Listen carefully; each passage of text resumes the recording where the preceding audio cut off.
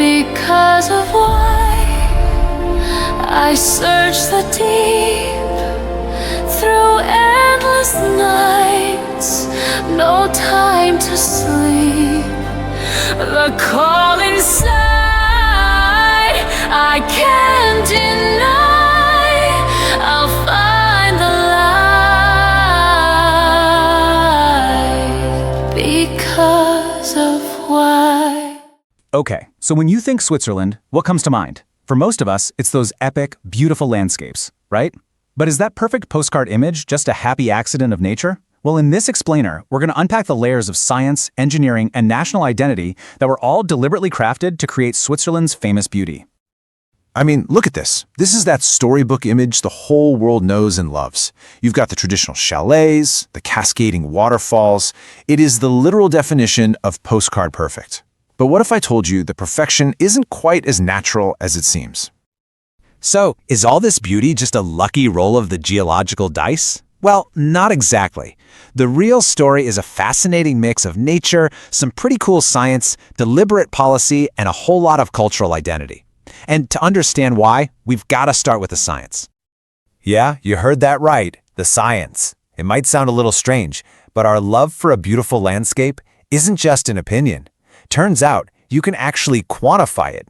And yeah, the Swiss have already done the homework for us. So check this out.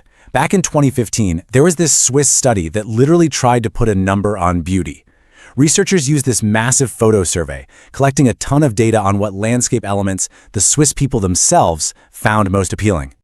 And the results? They're actually pretty intuitive. It turns out we like landscapes that have a lot going on. They're varied, full of different species, and feel natural. Our eyes are drawn to vertical things, like trees. And of course, who doesn't love flowers? And guess what? Switzerland's environment pretty much checks every single one of those boxes, naturally.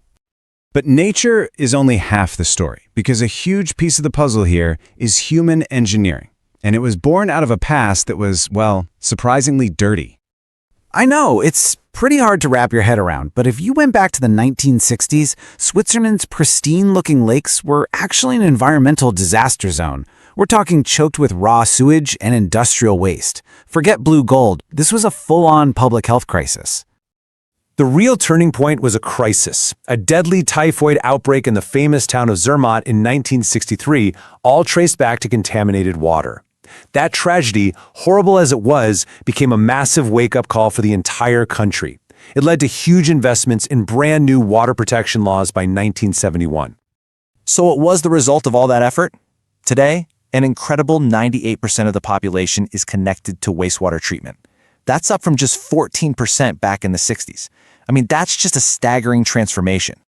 And here's the payoff. So when you see pictures like this, people swimming right in the middle of the city of Bern, you gotta understand that's not an accident. That's the direct result of decades of investment and hard work. So much of that pristine beauty we all admire, yep, it's actually man-made. So we've got a landscape our brains are hardwired to love, and an environment that's been engineered to be pristine. But there's a third, even deeper layer to all this, how the Alps themselves were woven into the very idea of what it means to be Swiss. And this is a really key idea. The Alps weren't just a bunch of big rocks. They were actively, culturally constructed to become the very heart and soul of the nation. The landscape itself was given this powerful unifying meaning. And this happened in a few really interesting ways. First, the Alps were pitched as this unifying force for a country with multiple languages and diverse cultures. Second, they became a symbol of a defensive castle, this natural fortress protecting Swiss independence. And third, Alpine life was romanticized, seen as this pure source of an honest, simple national character. And this quote from a newspaper in 1935, wow, it just captures that idea perfectly. It says the common ground wasn't just the land itself, but the Alpine human being. The mountains literally became the bedrock of Swiss identity. Okay, so we've built up this incredible masterpiece, this amazing mix of nature, engineering, and identity. But, and this is the tough part, our final chapter here is a pretty sobering one, because this masterpiece, it's incredibly fragile. Just take a look. On the left, you've got the Chirva Glacier back in 1935. And on the right, that's the same exact spot in 2022. The change is just devastating. The so-called eternal ice that really defines that high alpine landscape, well, it's vanishing right before our eyes. And the scariest part? The pace is accelerating. Get this. Just between 2022 and 2023, that's 2 years, Swiss glaciers lost 10% of their total remaining volume. 10% gone in just 2 years. And this isn't just about the past. This projection for the famous Great Alps Glacier, it shows us exactly what the future could hold. Without some serious climate action, this absolute icon of the Swiss landscape, a core part of its identity, could be completely gone by 2100. So, when you put it all together, Swiss beauty isn't just one thing, right? It's really a four-part story. A landscape our brains are wired to love, an environment that was engineered to be pristine, a mountain range that was forged into a national symbol, and now, a masterpiece that's under direct threat. And that really leaves us with a massive question. We've seen how much of this beauty was created by deliberate human action.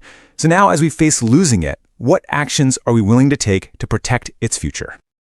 Yeah, it's definitely a lot to think about. We'd love to hear your thoughts, so let us know down in the comments. Hey, thanks so much for joining us for this explainer, and we'll see you in the next one.